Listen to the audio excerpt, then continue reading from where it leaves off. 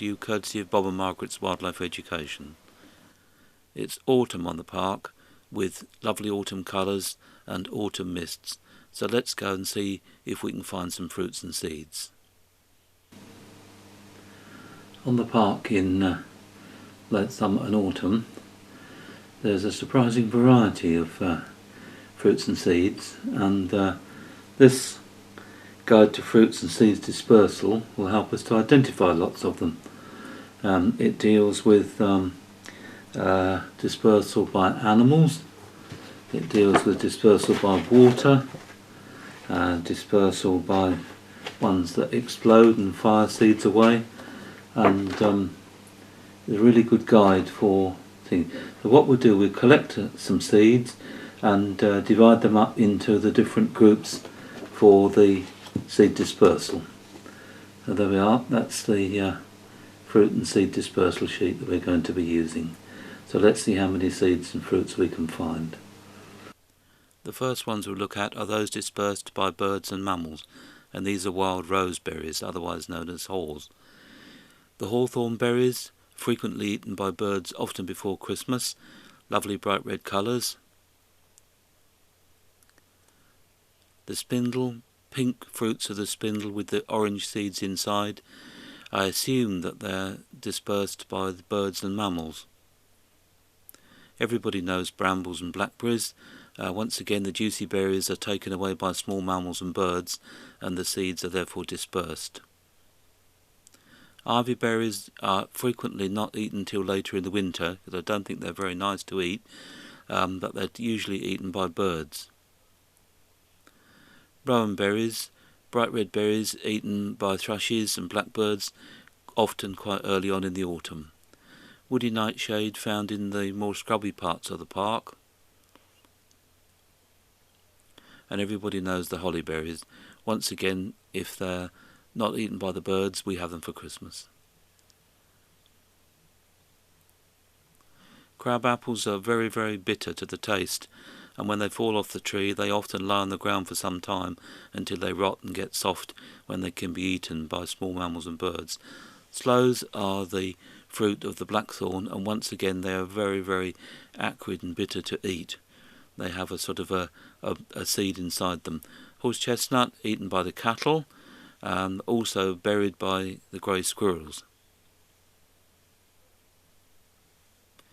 The acorns, a poor year for acorns this year, but many of them have already been eaten. It's difficult to actually find one that's not been. Beech nuts, there's only 2 or 3 beech trees on the park, and this wasn't a mast year, so the nuts on the right hand side I found on the ground from previous years. Hazelnuts, once again, the grey squirrels often eat a lot of these while they're still green.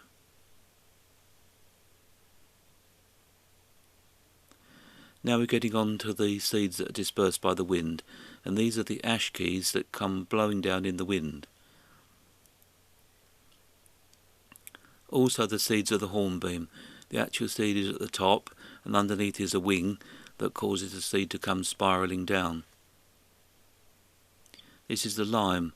The seeds on the right and a wing on the left, and once again, when the wind blows and they're released, they come down in a spiral. The aeroplane wings of the field maple, we're mostly familiar with those, I think.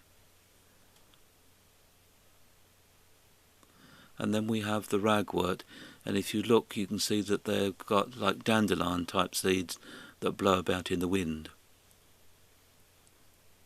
This is the willow herb, very fluffy, little lots and lots and lots of tiny little seeds that easily blow about in the wind. This is the reed mace grown down by the pond, and these sort of cigar shaped things in the late part of the winter they begin to explode and release all this fluffy stuff, and there's little tiny minute seeds inside there which we can only really clearly see if we look at under the microscope.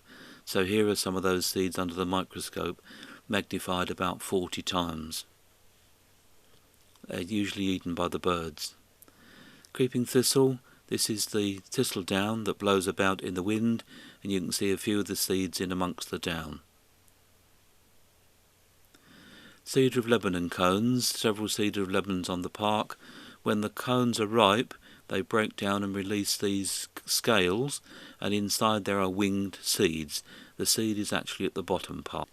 This is unusual because this is water dispersal by the seeds of the yellow flag iris grown by the pond. And here is one of the little nuts which has got buoyancy in it and can float away on the water.